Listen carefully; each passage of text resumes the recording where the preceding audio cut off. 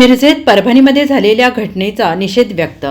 समस्त आंबेडकरी समाजातर्फे डॉक्टर बाबासाहेब आंबेडकर यांच्या पुतळ्याजवळ आत्मक्लेश आंदोलन करून समाजकंटकांवर देशद्रोहाचा गुन्हा दाखल करण्याची मागणी डॉक्टर महेशकुमार कांबळे यांनी केली आहे। परभणी येथील विश्वरत्न डॉक्टर बाबासाहेब आंबेडकर यांच्या पुतळ्याजवळ असलेल्या भारतीय संविधानाच्या प्रतिकृतीची विटंबना करणाऱ्या समाजकंटकांवर देशद्रोहाचा गुन्हा तात्काळ दाखल करावा अशी मागणी आज समस्त आंबेडकरी समाजाचे नेते महेशकुमार कांबळे यांनी केली आहे।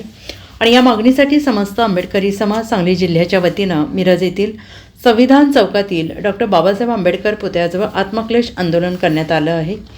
डॉक्टर महेशकुमार कांबळे यांच्या नेतृत्वाखाली हे आंदोलन करून परभणीतील घटनेचा निषेध व्यक्त करून समाजकंटकांवर देशद्रोहाचा गुन्हा दाखल करण्याची मागणी केली आहे।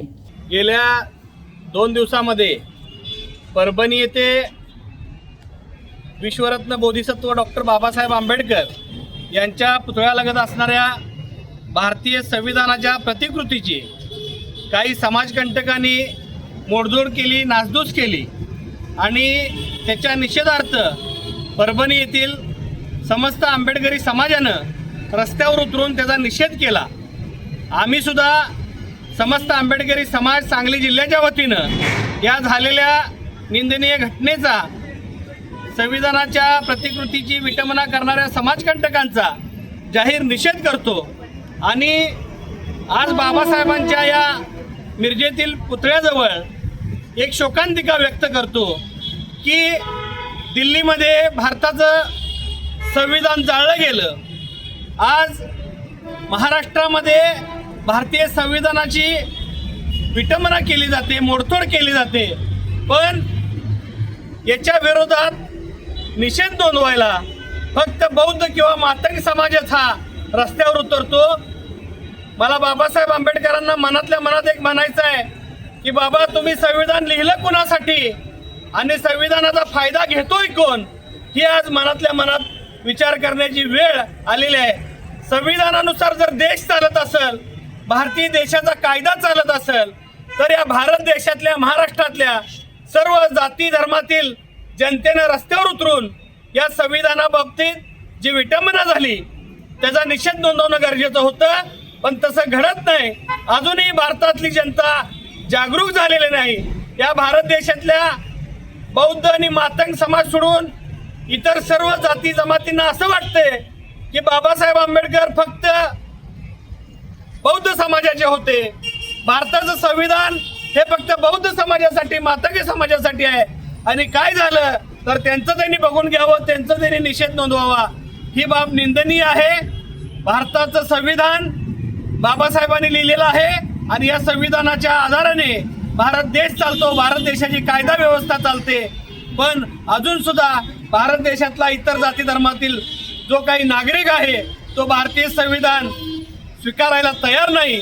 या गोष्टीचा मी अतिशय मनापासून निषेध व्यक्त करतो। तसेच परभणीमध्ये आमच्या ज्या भीम सैनिकांना अमानुष मारहाण करण्यात आली, भीमनगरमध्ये परभणीतल्या घरात घुसून बॉम्बिंग ऑपरेशन करण्यात आलं, हे काय आतंकवादी नाहीत। मला या राज्य सरकारला इशारा द्यायचा आहे, याच बाबासाहेबांच्या संविधानामुळे तुम्ही आज राज्यकर्ते बनला, तुम्ही सत्ता चालवताय, त्या संविधानासाठी आंबेडकरी समाज हा स्वतःचा जीव द्यायला सुद्धा मागे पुढे बघणार नाही। त्यामुळं परभणीमध्ये सुरू असलेला जो अत्याचार आहे तो तात्काळ थांबवावा, अन्यथा मग सांगली जिल्ह्यामध्ये सुद्धा याचा भडका उडल्याशिवाय राहणार नाही आणि याची पूर्ण जबाबदारी ही प्रशासनाची राहील, या राज्यकर्त्यांची राहील। मग महाविकास आघाडी असो नाहीतर महायुती असो, हे सगळे या आंबेडकरी समाजाच्या मैताच्या टाळूवरचं लोणी खायलाच बसलेले आहेत। त्यांना बाबासाहेब आंबेडकरांशी काही देणं घेणं नाही, भारतीय संविधानाशी काही देणं घेणं नाही। त्यामुळं परभणीमध्ये आंबेडकरी समाजातल्या आमच्या तरुण बांधवांच्यावर जे गुन्हे दाखल करतायत ते तात्काळ थांबवा, ते गुन्हे मागे घ्या।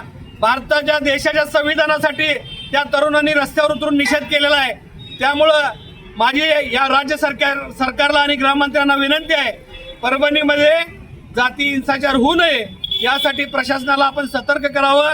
आंबेडकरी अनुयायांच्यावर कुठलाही अन्याय अत्याचार करू नका, अन्यथा सांगली जिल्ह्यामध्ये सुद्धा समाज रस्त्यावर उतरल्याशिवाय राहणार नाही, अशा पद्धतीचा इशारा देतो आणि थांबतो। जय भीम, जय भारत, जय शिवराय, जय Maharashtra. Bureau report SBN Marathi, Miraj.